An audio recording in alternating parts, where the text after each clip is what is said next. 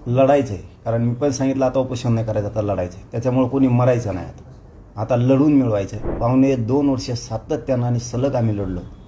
सरकारला जर ते आता गोडीत जमत नसेल तर लढूनही मिळायची ताकद आपल्यात आहे. 22 फेब्रुवारी ते 22 मार्चपर्यंत आपल्याला एकत्र गाठीभेटीचं नियोजन करायचं. माझी एक मराठा समाजाला एक विनंती आहे की सगळ्यात अगोदर हे सांगतो की आता माझी तब्येत बरी आहे. आता मी लगेच सुट्टी घेतो आहे आणि मराठा समाजाला एक माझी या निमित्तानं विनंती आहे की एकाही मराठा समाजाच्या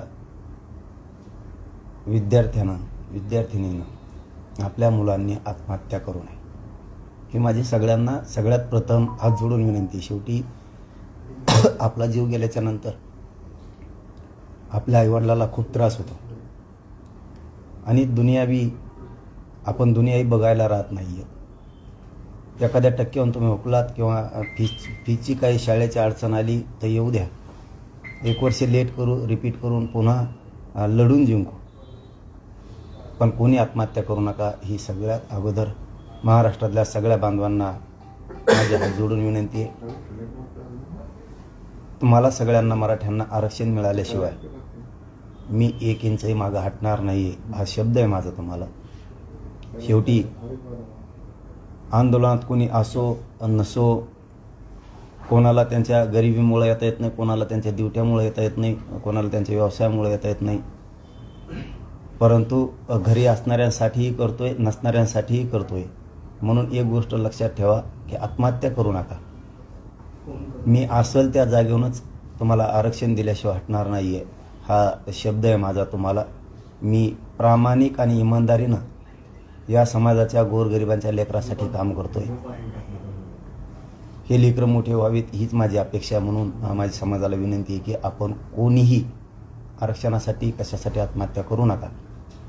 काहीही झालं, कितीही ताकद लावायची वेळ आली तरी लावणार, पण आरक्षण मात्र मिळून दिल्याशिवाय थांबणार नाही. म्हणून आत्महत्या करू नका ही माझी खूप तळतळीनं तुम्हाला हात जोडून विनंती आहे.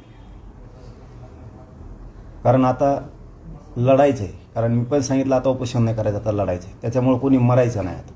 आता लढून मिळवायचं आहे. कारण आपण पण क्षत्रिय मराठी आहेत.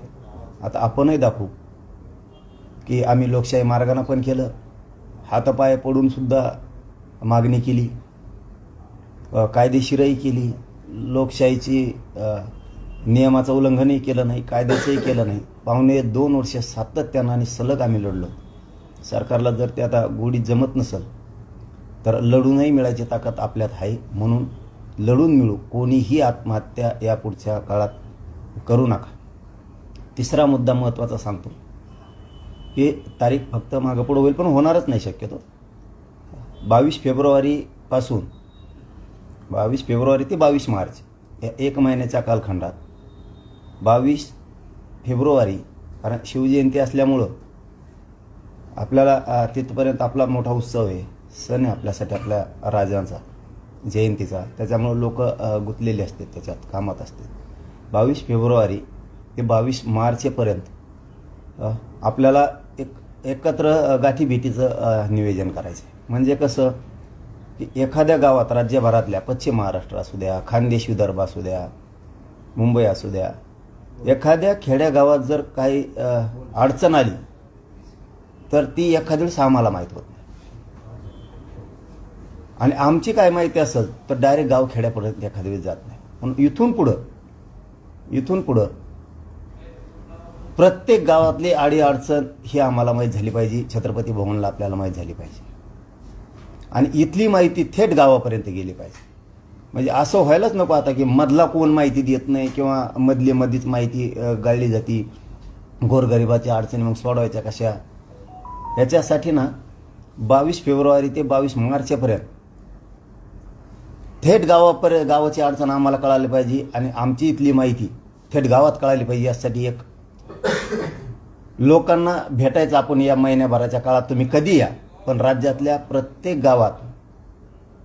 गावातून म्हणतो, राज्यातल्या प्रत्येक गावातून हे आपण छत्रपती भवनलाच निवेदन करतोय सगळं. 22 फेब्रुवारी ते 22 मार्चपर्यंत प्रत्येक गावात गावातली अडचण आम्हाला कळायला पाहिजे म्हणून महाराष्ट्रातल्या प्रत्येक गावातल्या माणसानं 22 फेब्रुवारी ते 22 मार्च या 1 महिन्याच्या कालावधीत कधीही या. उपोषण करते म्हणजे 2.5 वर्षापासूनचं कोणी आपल्या गावात उपोषण केलं असलं तर ते या. साखळी उपोषण करते या, आंदोलन करते, अनेक वेगळे आंदोलनं करणारे होते, सभा घेतल्यात, त्याचे निवेदक, आयोजक, सेवक होते, स्वयंसेवक होते, ते मोर्चातले आपल्या सगळे एकूण जे उपोषण करते होते, ज्यांनी याच्यात सहभाग घेतला आहे, सगळ्या मराठा समाजानंच घेतला, पण सगळाच मराठा समाज नाही येऊ शकत. यांनी या. आणि विशेष आता शेवटचं सांगतो, आपल्याला गाव टू गाव जोडायचं आहे. कारण काय होतंय, गोरगरिबाला जर अडचण आली त्यांनी सांगायचे कोणाला. एखाद्या दिवशी माझ्या जवळचे सुद्धा फोन उचलत नाहीत, मग गोरगरिबाने काय करायचं. म्हणून ह्या महिन्याच्या काळात डायरेक्ट कनेक्टिव्हिटी करायची, आपल्याला डायरेक्ट कनेक्ट करायचं. गरीब लोक ते डायरेक्ट छत्रपती भवन, कोणाला अडचण आली तो डायरेक्ट त्याच्यापर्यंत मेसेज जाणार आहे किंवा आमच्यापर्यंत येणार आहे. मग ते गावात राहिले तरी चालतं, गावातून सांगितलं त्यांनी तरी चालतं. त्यानंतर फक्त महाराष्ट्रातल्या प्रत्येक गावातल्या माणसानं, गावातल्या म्हणतो आम्ही, गल्लीतल्या सुद्धा, गल्लीतली जरी अडचण आली, गल्लीत सुद्धा, तरी ते आम्हाला माहीत होणं गरजेचं आहे. आम्हाला त्यांना मदत करता आली पाहिजे, सहकार्य करता आलं पाहिजे. एखाद्याच फोन केले तर इकडचे उचलीत नसतील किंवा असं काय होत असेल तर इथून मागचं काय झालं असेल ते झालं. पण इथून पुढं सगळ्या क्षेत्रातल्या, नोकरदार असेल, शिक्षक असेल, पोलीसमध्ये असेल, आरोग्यात असेल, तो महसूलमध्ये असेल, तो एखाद्या कंपनीने असेल, नोकरदार कुठला कर्मचारी वर्ग असू द्या, कोणालाही अडचण आली ते डॉक्टर, वकील, तरी पण ही आपल्याला कनेक्टिव्हिटी जोडावी लागणार आहे. म्हणजे नियोजनबद्ध काम होणार आहे. कारण लोकांच्या अडचण काय होतं, नुसती गर्दी, आणि त्या गर्दीत काम कोणाला सांगायचं आम्ही हेही कळत नाही, आणि आलेल्या लोकांनी कोणाला सांगायचं आमच्याकडेला हेही कळत नाही. त्याच्यामुळे लोकांचे ना कामं झाले पाहिजे, कामं महत्त्वाचे आहेत आपल्यासाठी, हे समजून घ्या. म्हणून मी 1-2-3 मिनिटासाठी जास्तीचं हे सांगितलंय की याच्यात खरं गोरगरिबाची इथे शेतकऱ्याचं, इथे शेतकऱ्याची माहिती आमच्यापर्यंतच येत नाही डायरेक्ट. त्याला मग सांगायचंय गर्दी आहे. त्याच्यामुळे आपण एक हे महिनाभर आता अभियान ठेवल्यासारखं ठेवलं. याला अभियान नाव नका देऊ, परंतु 22 आता फेब्रुवारी 2025 ते 22 मार्च 2025 पर्यंत 1 महिन्याच्या काळात कसलंही काम असलं तरी प्रत्येक गावातला माणूस आता येऊ शकतो. एक दिवस जर राबविलं तर पुऱ्या राज्यातले येऊ शकत नाहीत, आणि आले तर भेट होणार नाही. आता कुणी म्हणूही शकणार नाही मला टाईमच नाही मिळाला. 1 महिन्याच्या आत तुम्हाला केव्हा टाईम मिळू द्या, 22 फेब्रुवारीपासून ते 22 मार्चपर्यंत कधीही टाईम मिळू दे, कधी पण, रातची या, दिवसा या, कधी या, त्यावेळेस आपण ते 24 घंटे काम सुरू ठेवणार आहे 1 महिन्यासाठी. आणि 1 महिन्यात राज्यातली गावागावापासून ते छत्रपती भवनापर्यंत एकमेकाला डिटेल माहीत झालं पाहिजे. साधी जरी अडचण आली तरी एकमेकाच्या मदतीला धावून गेलं. गरीब डायरेक्ट आंतरवालीपर्यंत नाही येऊ शकत. मग त्या गरीबाचं, त्याचं जर छत्रपती भवनला आंतरवाली जर काम कळालं तर आम्ही इथून त्याचा सोडवण्याचा प्रयत्न करू. इथून म्हणजे घरपोच सेवा करायची आम्हाला. गोरगरीब मराठ्यांचे अडीअडचणी सोडवण्याची घरपोच सेवा करायची. मग जर त्यांना गावात अडचण आली तर तालुक्याला, त्यांच्या जिल्ह्यात काही काम असेल त्यांना आम्ही इथून तिथं लोक उभा करून त्यांच्या कामात त्यांना हातभार लावणार आहे. म्हणून हे खूप गरजेचं आहे. आणि गोरगरिबांनीच या, म्हणजे बाकीच्यांनी येऊ नका असं नाही. गोरगरीब काय म्हणतो, गेला तो अमुक अमुक, तो गेला आता आमच्या गावाच्या वतीनं, 10-5 जण गेले आमच्या गावाच्या वतीनं. जर कदाचित ते काही राजकीय डोक्यात ठेवून आले, काय आले, तर परत उद्या त्याला त्या गरीबाचं काम त्यांनी ऐकू नये. त्यामुळे गरिबांनी सुद्धा या, कारण आपलं काम आपल्यालाच सोडवायचं. आपण गरिबांनीच, गरजवंताचंच काम गरजवंतांनीच पुरं करायचं.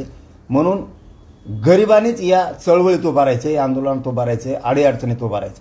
त्यामुळे ही गोष्ट मात्र आता पक्की समजून घ्या की गाव टू गाव जोडायचं आहे. कारण इथली माहिती, छत्रपती भवनची आंतरवालीची माहिती डायरेक्ट गावात गेली पाहिजे, आणि गावातली माहिती अडीअडचणीची डायरेक्ट छत्रपती भवनला, आंतरवालीला, शहागडला आम्हाला कळालीच पाहिजे. पैठण फाटा, शहागडला, यासाठी आपण कनेक्ट करतोय. तुम्ही 22 फेब्रुवारीपासून 22 मार्चपर्यंत कधी या आता. म्हणजे काम करणारे असतील, प्रमुख लोक असतील, आपले सगळे म्हणत आम्ही, गरीब, श्रीमंत, उद्योजक, व्यावसायिक, याच्यात काय भेद नाही, कर्मचारी काहीच भेद नाही, प्रत्येकाने यायचं. आणि आम्ही आता लोकांच्या अडचणी सोडवण्याचं काम करणार आहेत. परंतु अडचणीच सुटत नसतील तर काय उपयोगी. आपली एवढी मोठी गर्दी असून काय उपयोग आहे? कारण गरिबाची माहिती आमच्यापर्यंत येत नाही, गरीब इकडे येऊ शकत नाही. त्यामुळे एकदाच यायचं आणि हे पूर्ण कनेक्ट करून घ्यायचं. म्हणजे गल्लीत जरी अडचण आली तरी डायरेक्ट अंतरवालीत माहीत झाली पाहिजे, छत्रपती भवनला माहीत झाली पाहिजे. इतकं पक्क नेटवर्क करणं आपल्याला गरजेचं आहे. तेव्हा आपल्या गोरगरिबाचे प्रश्न सुटणार आहेत. आणि कोणीच म्हणायचं नाही मी गरीब आहे, आपण काय जायचं, आमचे आमके जाते, आमके बी येतील तुमचे कोण असतील, पण तुम्ही सुद्धा. कारण आपण आपल्या कुटुंबाला, गावाला, गल्लीला अडचण आली तर सहकार्य झालं पाहिजे ना. दुसऱ्याच जीवावर अवलंबून राहायचं, तेव्हा दुसरा नाही गेला तर मग. तसंच आम्ही सुद्धा हातात घेतले की तुम्ही सांगितलेलं काम त्याने जर नाही केलं तर मग काय करायचं. त्याच्यामुळे ते आमच्यापर्यंत डायरेक्ट आता माहीत झालं पाहिजे. फोन केला तुम्ही एखाद्याने गरीबाने, नाही त्याने फोन उचलला काय करायचं, तुम्हाला अडचण आहे. म्हणून आपल्याला हे आता जोडणं खूप गरजेचं आहे, खूप गरजेचं आहे. म्हणून लक्षात ठेवा, 22 फेब्रुवारीपासून 22 मार्चपर्यंत सलग 1 महिना आपण हे काम सुरू करणार आहे. सलग सगळ्यांनी महाराष्ट्रातल्या प्रत्येक गावातल्या माणसानं, म्हणजे पश्चिम महाराष्ट्रातले प्रत्येक गावातल्या माणसांना यायचंय, कोकणच्या प्रत्येक माणसांना यायचंय, मुंबईतल्याही प्रत्येक गावागावातल्या माणसांनी यायचंय, खानदेशातल्या प्रत्येक गावागावातल्या माणसांनी यायचंय, विदर्भातल्या प्रत्येक गावागावातल्या माणसांनी यायचं. कारण कुणबे आणि मराठा एकच आहे, भेद ठेवायचा नाही. विदर्भ खानदेशवाल्यांनी भेद ठेवायचा नाही. आपण कुणबे आणि मराठी एकच आहेत. अडचण आल्यावर कोणी येत नाही आपल्या मदतीला, नुसतं दाटून विषय म्हणतात, कोणी येत नाही. म्हणून माझी विनंती आहे की कुणबी आणि मराठा एकच, विदर्भातल्याही गावातल्या माणसांना यायचंय. आपल्याला एकमेकाच्या अडचणी माहीत झाल्या पाहिजेत. कारण राज्य आपण जर एकत्र राहिलो सगळे तर आपल्या पुढचे संकट आपल्याला येणार नाही. मराठवाड्यातल्या सुद्धा गावागावातल्या माणसानं स्वतःहून यायचं, कोणीही म्हणायचं नाही की आमच्या गावातले अमुक गेले, त्या अमुकने नाही काम केल्यावर आपल्या कुटुंबांनी काय करायचं, आपल्या गल्लीतल्या गावातल्या लोकांनी काम काय करायचं. त्यामुळं आपण या मोहिमेत सहभागी व्हायचा आहे. आपल्याला ही कनेक्टिव्हिटी जोडून घ्यायची, बेस्ट नेटवर्क जोडायचं. गाव थेट गावापर्यंत आमची माहिती गेली पाहिजे, गावाची माहिती किंवा अडचण थेट आम्हाला कळाली पाहिजे. म्हणून काम आता सुरू 22 फेब्रुवारी ते 22 मार्चपर्यंत.